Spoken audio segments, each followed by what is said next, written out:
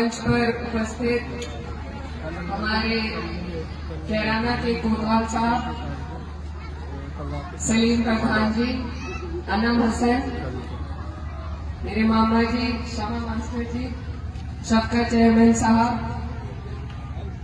और यहाँ पर मौजूद सभी हमारे आसपास के सभी जिम्मेदार बड़े बुजुर्ग, आप सभी को अस्सलाम वालेकुम, नमस्कार।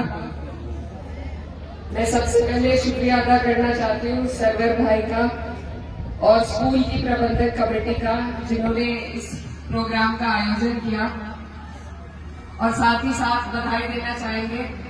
स्कूल को लगभग 2 साल हो चुके हैं और बड़ी मात्रा में हमारे क्षेत्र के गांव देहात के बच्चे यहाँ पर पढ़ रहे हैं। तो स्कूल वालों को, सभी टीचर्स को, प्रबंधक कमेटी को, सबको ताली बजाकर बहुत बहुत बधाई। आज के दौर में अगर कोई चीज सबसे ज्यादा जरूरी है तो शिक्षा, तालीम हासिल करना हमारे बच्चों के लिए सबसे ज्यादा जरूरी है। और जो सरकारी स्कूल है उनके हालात आपके हमारे सामने हैं। बिल्डिंगें हैं तो टीचर नहीं है, टीचर है तो बच्चे नहीं जा पा रहे। इसलिए हमारे आपके बीच में से सरवर भाई जैसे जिम्मेदार लोग जब ऐसा कदम उठाते हैं, आजकल सभी अपने रोजगार के लिए कुछ ना कुछ काम करते हैं, लेकिन अगर हम उस रोजगार के साथ साथ समाज के कल्याण के लिए भी स्कूलों की, शिक्षा की व्यवस्था बनाने की कोशिश करें तो इससे बड़ी इबादत मेरी नजर में कोई और नहीं हो सकती। आज हम इसीलिए, हमारा इलाका पीछे है कि पढ़ाई पे हमारा थोड़ा कम ध्यान है।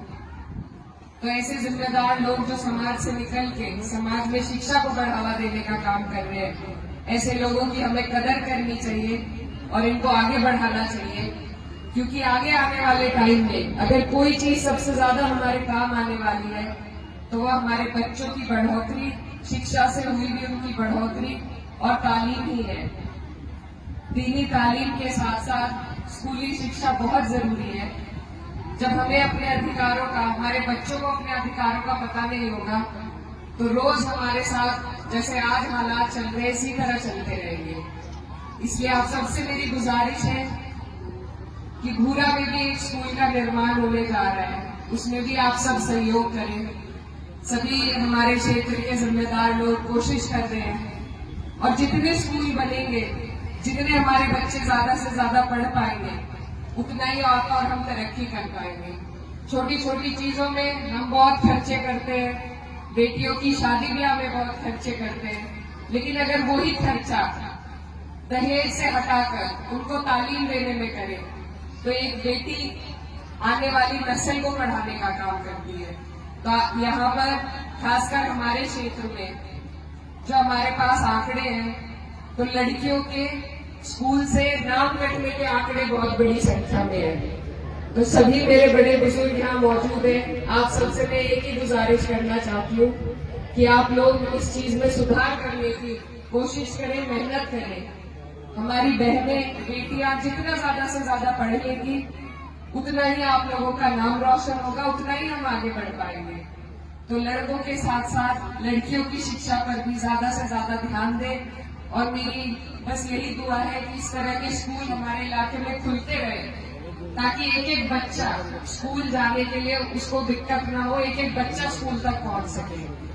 और ऐसे लोगों की, सरवर भाई जैसे लोगों की आपको और हमें मिलकर उनका सहयोग करना है, मदद करनी है और बच्चों को तालीम के राह पर चलाना है। मेरे वालिद साहब, उन्होंने मुझे इतनी शिक्षा दिलाई, वो यही कहते थे कि मैं थोड़ा सा पढ़ाई में पीछे रह गया, वो कभी मेरे बच्चे पूरी करेंगे। तो आज जो मैं यहाँ आपके बीच में खड़ी हूँ, एक वो वक्त था जब मैं बिल्कुल अकेली थी। उस वक्त अगर कोई चीज, कोई तजुर्बा मेरे काम आया जिससे मेरा आत्मविश्वास बढ़ा तो वो सिर्फ ये था कि मेरी शिक्षा अच्छी थी, मुझे चीजों की जानकारी थी, मुझे किसी से डर के दब के बोलने की जरूरत नहीं पड़ी। तो अपने भी अनुभव से मैं यही कहना चाहती हूँ कि शिक्षा ऐसी ताकत है जो आपसे कोई नहीं छीन सकता।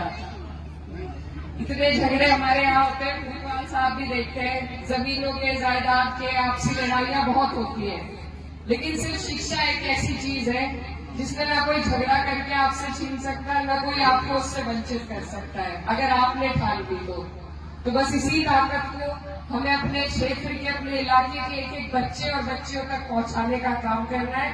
इसमें आप सबकी जरूरत है और मैं बहुत बहुत शुक्रिया अदा करना चाहती हूँ पूरे एमएच कॉन्वेंट स्कूल की प्रबंधन कमेटी का कि इतना अच्छा काम वो कर रहे हैं और ऊपर वाला उन्हें खूब तरक्की दे और बच्चों की संख्या को बढ़ाए। आप सभी से दुआओं की दरख्वास्त है।